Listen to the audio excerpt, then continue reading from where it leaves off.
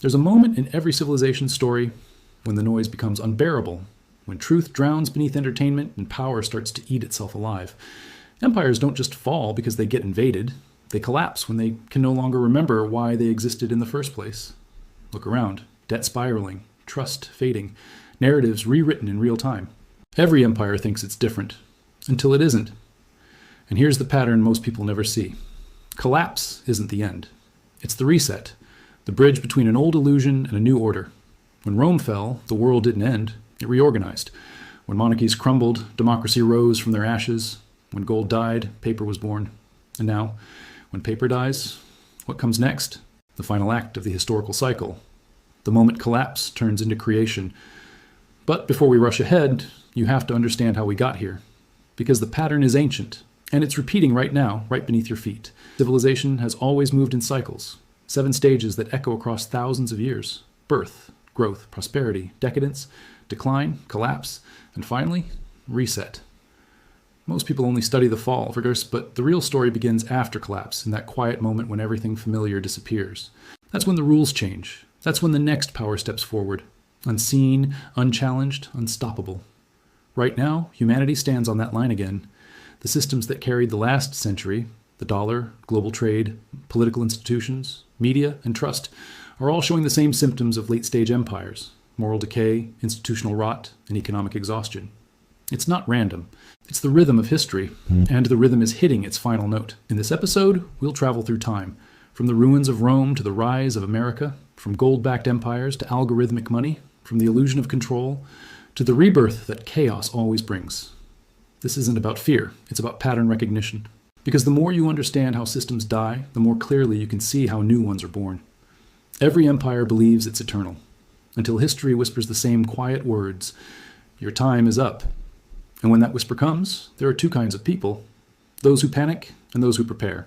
Every empire believes it's special. Every generation believes it has evolved past the mistakes of the last. But history doesn't care about belief. It moves in patterns, slow, mathematical, and merciless. Civilizations rise when they are united by vision. They collapse when they forget what that vision was. The pattern has appeared so many times, it might as well be a natural law. It begins with courage and ends with comfort. It begins with sacrifice and ends with entitlement. In the early stage, people fight for something larger than themselves. They build, they innovate, they trust. Then prosperity arrives. Life gets easier, and comfort becomes the new god. Eventually, luxury rots into decadence. The hard times that once shaped strong people disappear, replaced by a culture obsessed with distraction and pleasure. And when that happens, decline doesn't come as thunder. It comes as silence, a slow erosion of meaning that nobody notices until it's too late. Every empire goes through these 7 stages: the birth of values, the rise of innovation, the peak of wealth, the spread of corruption, the loss of trust, the fall of systems, and finally, the reset, when collapse clears the stage for something new to begin. The fall of Rome wasn't sudden. It was the product of years of political rot, overspending, and the illusion that the empire could never die. The British Empire thought it had mastered the world until debt, war, and internal decay shattered its illusion of control. The American century began as a story of resilience and became a story of comfort. A nation built by struggle, now addicted to convenience. The names change, the actors change, the setting changes, but the script remains the same. Each stage overlaps with the one before it, like waves pulling the tide forward. At first, growth feels unstoppable. Then power concentrates. Then arrogance grows. Then corruption spreads, masked as progress. And by the time the system realizes what it's become, it's already too late. The 7th stage, collapse, isn't chaos for chaos's sake. It's a natural correction, a forced reset that restores balance. When an empire stops serving its people, the world stops serving the empire. History's genius lies in its symmetry. The same forces that build civilizations are the ones that eventually destroy them. Innovation breeds excess. Wealth breeds dependency. Power breeds decay. And through it all, the pattern keeps moving. The rise gives birth to the fall, and the fall plants the seed for another rise. If you plot these moments across centuries, Rome, Byzantium, the Mongols, Spain, Britain, America, you'll see the same rhythm pulsing through them all. A rhythm that hums quietly beneath every currency, every government, every ideology. And right now, that rhythm is approaching its final note once again. We are living through the 7th stage, the collapse. But collapse isn't destruction. It's the moment before rebirth. It's the silence before the next idea takes shape. It's the point when everything fake begins to crumble and everything real begins to return. This is why understanding the pattern matters. It removes fear. It turns chaos into context. It helps you see that the end of an old order is not the end of the world. It's the beginning of a new one. History has no favorites. It only rewards alignment with truth. Those who see the pattern survive it. Those who fight it become its victims. The real question isn't whether the system will reset, it's who will be ready when it does. Every pattern needs proof. And history has more than enough. Let's start with Rome, the empire that mastered civilization, trade, and law. At its height, Rome stretched from Britain to Egypt, with wealth pouring in from every direction. Roads connected the world, gold filled the treasuries, art and philosophy flourished. The Romans believed their system was eternal. But the same prosperity that built Rome began to rot it from within. The citizens grew dependent on state handouts, politicians traded truth for popularity, debts exploded, the currency was devalued, and loyalty became something you could buy. The Roman denarius, once backed by silver, was gradually filled with base metals, a slow betrayal of trust that mirrored the corruption of the Senate itself. By the time the empire realized its money had lost value, the same disease had spread to its soul. When enemies finally reached the gates, the war had already been lost. Not on the battlefield, but in the minds of its people. Rome collapsed not because it was weak, but because it forgot why it had once been strong. Now shift forward more than 1,000 years. The British Empire, the most powerful force of the 19th century. An empire built on industry, exploration, and innovation. It conquered oceans, mapped the globe, and built a financial system that shaped the modern world. But power breeds arrogance, and arrogance breeds blindness. The same energy that once expanded the empire turned inward. Industry became exploitation. Colonies revolted. Wars drained the treasury. And like Rome, Britain began printing promises it couldn't keep. The pound, once the symbol of global stability, began to lose its magic. Debt replaced discipline. And by the end of the Second World War, the empire that once ruled the waves was drowning in its own contradictions. Its collapse didn't come with fire. It came with exhaustion. Now look at America, the inheritor of both Rome's ambition and Britain's system. It rose from war and depression into an era of unmatched prosperity. Its currency became the world's reserve. Its culture became global. Its technology reshaped time itself. But just like those before it, the American empire reached the same turning point. We can see it in the graphs, but more importantly, we can feel it. Debt surpassing production, wealth concentrating at the top, values replaced by entertainment, public trust replaced by algorithms, money created out of thin air to delay a reckoning that can't be postponed forever. Every warning sign of late-stage empire is visible. Economic dependence, political division, moral confusion, and cultural fatigue. The same symptoms that marked Rome in its final century now echo through digital screens.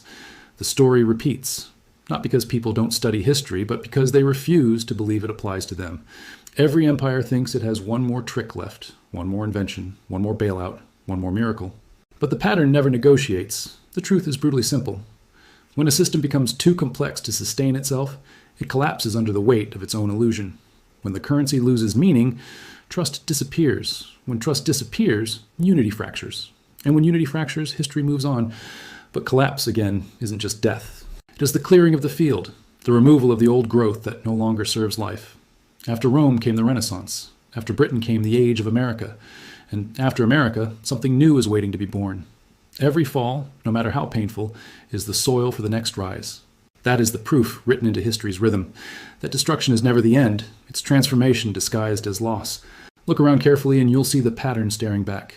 We are living inside the echo of every empire that came before us, only faster, louder, and more digital. History no longer unfolds across centuries, it now cycles through decades. Technology has compressed time itself. The signs of the seventh stage are everywhere, though disguised as progress. The same forces that once expanded our world, innovation, finance, connectivity, have turned inward, feeding on the system that created them. The internet, once a tool for truth, is now a battlefield of perception. Money, once a measure of value, has become a simulation of belief. Power, once earned through effort, is now granted through manipulation. Every empire begins with truth and ends in spectacle. We now live in that spectacle, a society drowning in information yet starving for wisdom, a generation that scrolls through collapse as if it were content. The collapse of meaning always precedes the collapse of money. When people no longer agree on what's real, the system holding them together begins to fracture. Inflation, division, censorship, these are not random crises. They are the natural symptoms of an empire entering its final stage. We are watching the last phase of the dollar era, an empire not of land, but of liquidity.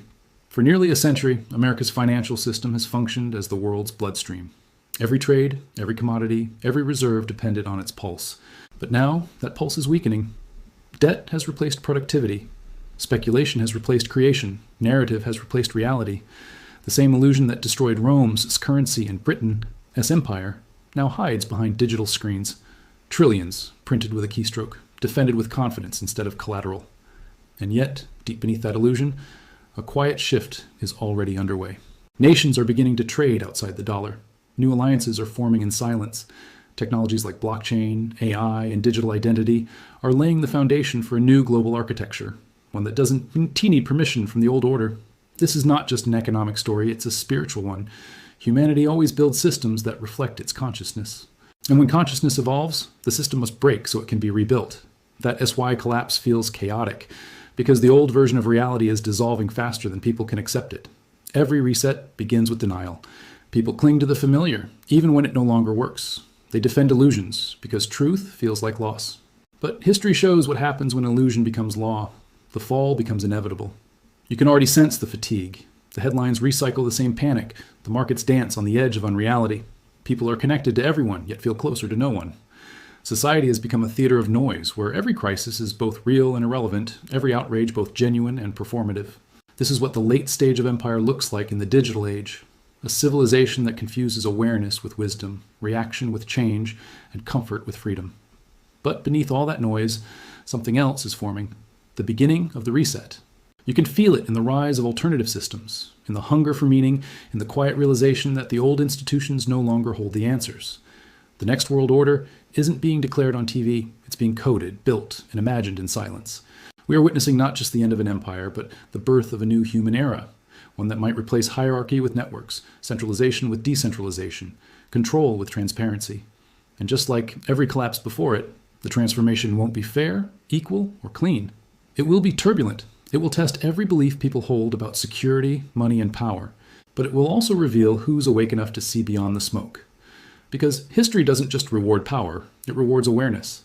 And awareness is what separates those crushed by collapse from those reborn through it. Every empire is a reflection of its people. The rise and fall of nations are not just political or economic events, they are psychological ones. When a civilization loses its sense of meaning, it's because the individuals within it have lost theirs first. Collapse doesn't begin in the streets, it begins in the spirit. It starts the moment people stop believing in anything greater than comfort.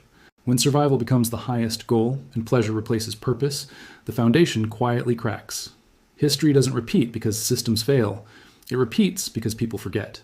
They forget that prosperity demands discipline, that freedom demands responsibility, that truth demands courage. The same pattern that destroys civilizations also destroys individuals. We rise when we struggle, we decay when we avoid struggle, we grow through friction, and we fall through indulgence. Every empire is just a mirror of human nature, magnified across millions of lives. So when we talk about the collapse of the system, we're not just talking about politics or money. We're talking about the collective state of the human soul. A civilization drowning in distraction isn't dying from lack of wealth. It is dying from lack of meaning. And that's what every great reset forces us to rediscover. The fall is never just punishment, it's instruction. It reminds humanity of the values it abandoned: simplicity, truth, courage, faith. It strips away illusions until only what's real remains. That's why collapse always feels cruel, because it takes away everything false at once, but hidden in that pain is rebirth. Every ending is an invitation to begin again, this time with clearer eyes. Every loss is a chance to remember what actually matters. And that's the deeper law of history, the same law that governs nature, life, and time itself. Nothing truly dies, it only transforms. You can see this even in your own life. Every personal crisis feels like destruction until you realize it was an awakening. Every loss that shattered you also freed you. The same pattern that destroys empires is the same one that rebuilds souls: creation, growth, decay, renewal. The macro mirrors the micro. Civilizations collapse for the same reasons people break: pride, greed, denial, comfort. And civilizations are reborn for the same reasons people heal: honesty, humility, awareness, and the courage to start over. The global reset isn't something happening to us, it's happening through us. Because history doesn't move on its own, it moves through human hearts. The fear, the confusion, the search for stability.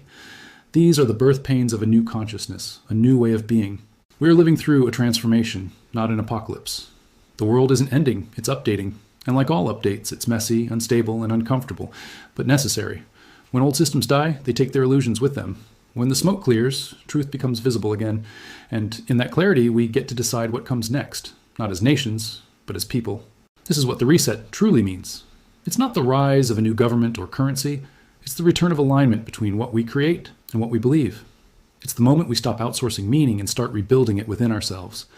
So, as the old order fades, the question isn't just who will rule the next era. The real question is, who will deserve to? Because the new world won't be led by those with the most money or weapons. It will be led by those who understand the truth and live it. Every great collapse feels final until you realize it's just the universe exhaling. What looks like destruction is often correction. What feels like chaos is simply balance returning. The old order is in T dying because it S evil. It is dying because it S complete. It has served its purpose. It took humanity as far as its values could carry it. But now those values are exhausted. Growth without meaning, progress without direction, comfort without depth. The world we built was efficient, connected, and powerful, but it was also fragile. It traded spirit for speed, truth for convenience, and presence for distraction. It gave us everything except understanding, and so it must break. The reset is not an event. It's a transition. It begins quietly, in the spaces where the old systems stop working and something new starts to whisper beneath the noise, in small communities that value trust over status, in technologies that prioritize transparency over control, in individuals who choose awareness over comfort. The next order will not emerge from governments or corporations. It will rise from the edges, from the thinkers, builders, and dreamers who can see beyond collapse. They will be the ones who understand that history doesn't favor those who panic, but those who adapt. They will create systems that are smaller, smarter, and rooted in truth instead of illusion. Every reset rewrites the story of power. Gold gave birth to paper. Paper gave birth to code. And code will give birth to something we can yet name, a new medium of trust, exchange, and connection. That's how the world begins again, not through conquest, but through evolution. But the reset is also personal, because you can't rebuild a broken world with broken people. Before any civilization rises, individuals must remember who they are. They must rediscover discipline, integrity, and meaning, not as slogans, but as ways of life. When people change, systems follow. When consciousness shifts, history moves. That's why the collapse isn't just external. It's happening inside every one of us. The lies we believed, the distractions we worshipped, the illusions we trusted, they're all dissolving. And in that silence, something ancient stirs again, the human capacity to begin. The fall of an empire is only tragic if you believe the empire was the point. But it never was. The point was evolution, the endless process of life refining itself through experience. And if history has taught us anything, it's that the end is never truly the end. After every darkness, there is reorganization. After every collapse, renewal. After every death, rebirth. We are witnessing the bridge between eras, a moment when everything seems to be falling apart, but in truth, everything false is being removed.